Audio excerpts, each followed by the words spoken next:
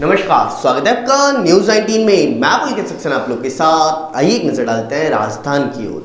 आपको बता दूं कि राजस्थान के अंदर सर्दी का मौसम दिन प्रतिदिन तेज होता हुआ नजर आ रहा है। इसी को लेकर के मौसम विभाग ने 6 जिलों के अंदर येलो अलर्ट भी जारी कर दिया है। तो आइए एक नजर डालते हैं उन 6 जिलों की ओर। राजस्थान में सर्दी के तेवर लगातार तीखे होते जा रहे हैं। दिन प्रतिदिन पारे में गिरावट भी होती जा रही है। आलम यह है कि सर्दी से बचाव के लिए लोगों को अलाव का सहारा भी लेना पड़ रहा है। हालांकि दिन में धूप खिलने से लोगों को सर्दी से कुछ राहत मिल रही है, लेकिन सर्द हवाओं के कारण गलन बरकरार है। मौसम विभाग ने 6 जिलों के लिए येलो अलर्ट जारी किया है। इन जिलों में बुधवार को कोल्ड से सिवियर कोल्ड डे रह सकता है। मौसम विभाग ने बुधवार को 6 जिलों के लिए येलो अलर्ट जारी किया, जिसमें मौसम विभाग के मुताबिक श्रीगंगानगर, हनुमानगढ़, सीकर, चूरू, बीकानेर और झुंझुनू में बुधवार को कोल्ड से सीवियर कोल्ड डे रह सकता है। सब इंस्पेक्टर भर्ती 2016 मामले से बड़ी खबर सामने आई है। आपको बता दूं कि घटाए गए 227 पदों को वापस भर्ती में जोड़ने की मांग की गई। साथ ही साथ मुख्य सचेतक महेश जोशी धरना स्थल पर पहुंच चुके हैं। साथ ही साथ पिछले 10 दिन से शहीद स्मारक पर अभ्यर्थियों का धरना प्रदर्शन अभी भी जारी है। आपको बता दूं कि महेश जोशी ने मुख्यमंत्री के पास बात रखने का आश्वासन भी दिया। आइए एक नजर डालते हैं 12 जिले की ओर। आपको बता दूं कि 12 जिले के अंता के अंदर पालिका चेयरमैन को लेकर के कांग्रेस कार्यकर्ताओं में नाराजगी देखने को मिल रही है। उनका कहना है कि पिछले 5 साल जिनके हाथ में सरकार थी और उन्होंने भ्रष्टाचार फैलाया है, उन्हीं को लेकर के अब दोबारा से पद पर वापस बैठाने की तैयारी चल रही है। ये बहुत ही गलत है। इसी को लेकर के कांग्रेस कार्यकर्ताओं में नाराजगी साफ साफ नजर आ रही है। पालिका अध्यक्ष का चुनाव होना है और इस बीच आप बाड़ाबंदी तोड़ के यहाँ आ जाए, क्या वजह है इसके बीच? बाड़ाबंदी तो कोई तोड़ी नहीं, मेरा स्वास्थ्य खराब है तो डॉक्टर ने राय दी है कि एक बार आप जहाँ आपका ट्रीटमेंट चल रहा है वहाँ जाके दिखाओ। तो उसी दिखाने के हिसाब से मैं वहाँ से आया हूँ। ऐसा कोई बाड़ाबंदी तोड़ के नहीं आया। तो ये प्रदर्शन क्यों हो रहा है सर? प्रदर्शन तो ये इसलिए हो रहा है क्योंकि जो आज चेयरमैन के लिए जो टिकट दिया गया है वो लोग हैं जिन्होंने पिछले 5 सालों में भ्रष्टाचार के नए आयाम स्थापित किए हैं। वो पूरी जनता के सामने है। हमें उम्मीद थी कि इस बार कोई अच्छा व्यक्ति सीट पे बैठेगा और जनता की भलाई के लिए काम होंगे, लेकिन वापस उन्हीं लोगों को नगर पालिका को हवाले किया जा रहा है। इससे इन सब लोगों में, कार्यकर्ताओं में निराशा है और उसी आक्रोश में ये उसका विरोध कर रहे हैं। तो इन कार्यकर्ताओं में जो आक्रोश है वही आक्रोश आप में भी है? आक्रोश बिल्कुल है क्योंकि जब सबको ये पता है कि किस तरह के भ्रष्टाचार हुए हैं तो कैसे जनता से वोट मांगते हैं हम गली गली में जाके। और हमने ये वादे किए थे कि नहीं, इस बार इस तरह के भ्रष्टाचार नहीं होंगे, हम अच्छी सरकार लेके आएंगे, अच्छा चेयरमैन का दावेदार लेके आएंगे। तो निश्चित रूप से वो तो स्वाभाविक है कि लोगों में आक्रोश पैदा होना है।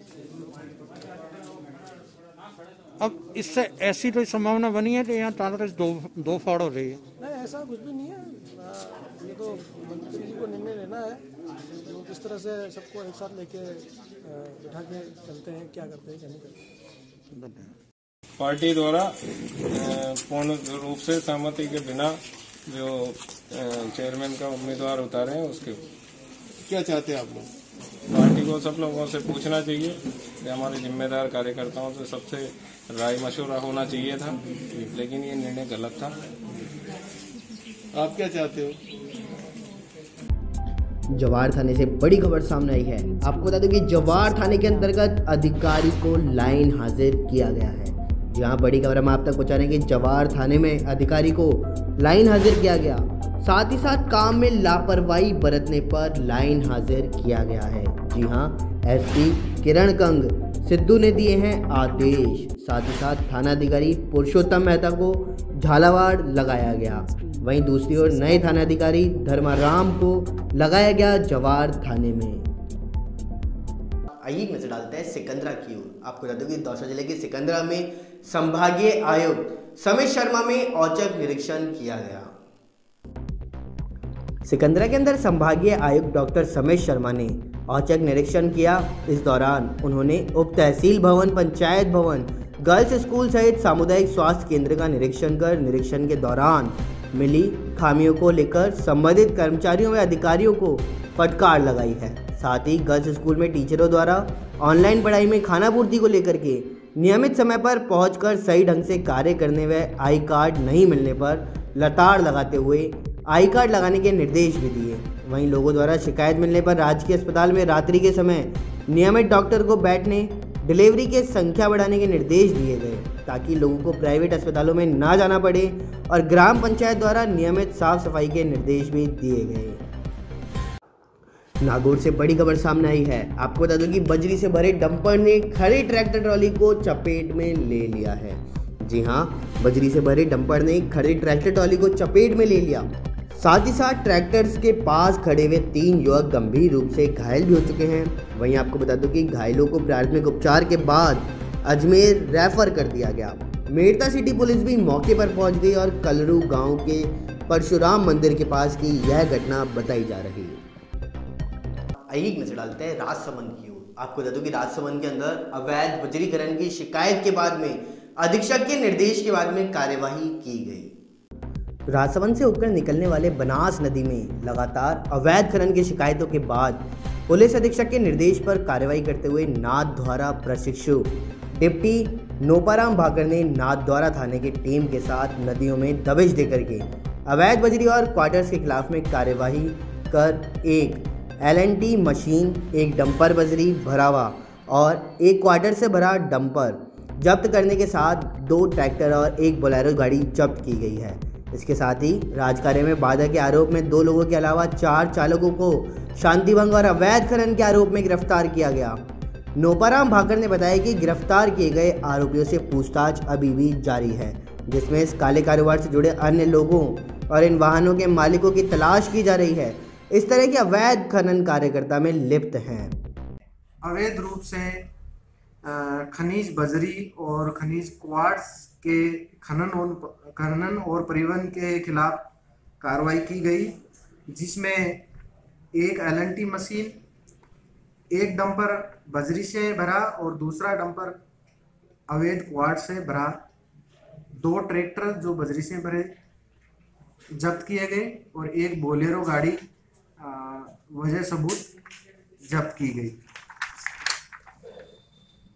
चालकों द्वारा राजकार्य में बाधा का प्रयास किया गया तो 2 मुलजिम शिवनाथ पिता तेजनाथ और गजेंद्र सिंह पिता हरि सिंह को गिरफ्तार किया गया और अन्य 4 चालकों और सहयोगियों द्वारा मौके पर शांति भंग करने के जुर्म में गिरफ्तार किया गया, जिसमें रणजीत सिंह पिता मदन सिंह, कालूलाल पिता मान सिंह, दुलेश्वर पिता बद्रीलाल और नानालाल पिता हीरालाल को गिरफ्तार किया गया। राजधानी जयपुर से बड़ी खबर सामने आई है। आपको बता दूं कि शीतलहर के चलते हुए राजस्थान प्रदेश में लगातार गिर रहा है रात का तापमान। आपको बता दूं माउंट आबू में 1.4 डिग्री के साथ रही है सबसे सर्दी भरी रात। साथ ही साथ प्रदेश के सभी जिलों में रात का तापमान 10 डिग्री से नीचे पहुंच चुका है। वहीं आपको बता दूं कि मौसम विभाग ने अगले 3 दिनों तक 15 जिलों में शीतलहर की चेतावनी भी दे दी। आइए नजर डालते हैं पाली जिले की ओर। आपको बता दूं पाली जिले के मोहनलाल सुखाड़िया विश्वविद्यालय में LLB प्रथम वर्ष के छात्रों को लेकर के झटका लग चुका है। आपको बता दूं कि पहले तो प्रथम वर्ष के छात्रों को द्वितीय वर्ष में प्रमोट करने की बात चल रही थी, लेकिन अब वहीं द्वितीय वर्ष के में प्रमोट ना करते हुए प्रथम वर्ष के छात्रों के लिए परीक्षा का टाइम टेबल जारी कर दिया गया। पाली जिले के अंदर मोहनलाल सुखाड़िया विश्वविद्यालय के LLB प्रथम वर्ष के प्रमोट हुए छात्रों को झटका लग चुका है। मोहनलाल सुखाड़िया विश्वविद्यालय की ओर से प्रथम वर्ष के छात्रों को द्वितीय वर्ष में प्रमोट किया गया, लेकिन अचानक आज पुनः द्वितीय वर्ष के छात्रों को प्रथम वर्ष की परीक्षा देने के लिए टाइम टेबल जारी कर दिया गया है। मोहनलाल सुखाड़िया विश्वविद्यालय की ओर से अचानक इस प्रकार के आदेश से प्रमोट किए गए द्वितीय वर्ष के छात्रों को झटका लग चुका है। प्रमोट हुए छात्र 6 माह से कर रहे थे द्वितीय वर्ष की तैयारी। भारत और पाकिस्तान के बीच साल 1971 में हुए युद्ध के 50 साल होने के मौके पर प्रधानमंत्री नरेंद्र मोदी ने बुधवार को नई दिल्ली स्थित नेशनल वॉर मेमोरियल में स्वर्णिम विजय मशाल को प्रज्वलित किया है। पीएम मोदी ने इस दौरान 1971 की जंग के जाबाजों को याद किया और श्रद्धांजलि भी अर्पित की। वहीं रक्षा मंत्री राजनाथ सिंह ने राष्ट्रीय समर स्मारक पर स्वर्णिम विजय वर्ष के लोगो का अनावरण किया। इसी के साथ पूरे साल तक चलने वाले स्वर्णिम विजय वर्ष समारोह की शुरुआत हो गई। प्रधानमंत्री किसान सम्मान निधि योजना की 7वीं किस्त केंद्र सरकार द्वारा जारी कर दी गई है। इस योजना के तहत हर साल 3 किस्तों में किसानों के खातों में 6,000 रुपए भेजे जाते हैं। लेकिन इसी बीच प्रधानमंत्री किसान सम्मान निधि योजना में फर्जीवाड़ा घटनाएं सामने आई हैं। कई जगह से अपात्र के लोगों के अकाउंट में पैसे पहुंचाने की खबर भी सामने आई। पीएम किसान सम्मान निधि के पैसे उनके अकाउंट में भी पहुंच रहे हैं जिन्होंने अभी अपने रजिस्टर्ड भी नहीं कराए। कोरोना वायरस के मौजूदा हालात में लोगों को और अधिक राहत देने के लिए अहमदाबाद नगर निगम ने एक और महत्वपूर्ण निर्णय लिया है। शहर के कोविड अस्पतालों में कोरोना के इलाज की दर एक सप्ताह में दूसरी बार कम की गई है। कोरोना महामारी के बीच एएमसी भी पहले ही 7 महीनों में चरणों के कई कदम उठा रही है। एएमसी ने कोविड के इलाज के लिए सरकार के साथ निजी अस्पतालों को भी शामिल कर लिया। गुजरात स्थित सूरत के शमियर अस्पताल में मानसिक रूप से कमजोर मां ने अपने बच्ची को एनसीआईयू वार्ड से बाहर निकालकर गेट पर लाकर के रख दिया है। इसके बाद अस्पताल प्रशासन को पता चला कि बच्चा वार्ड में ही नहीं था। बड़ी खोजबीन के बाद में बच्चा मिला और फिर 32 दिनों तक इलाज के बाद मंगलवार को बच्चे की मौत हो गई।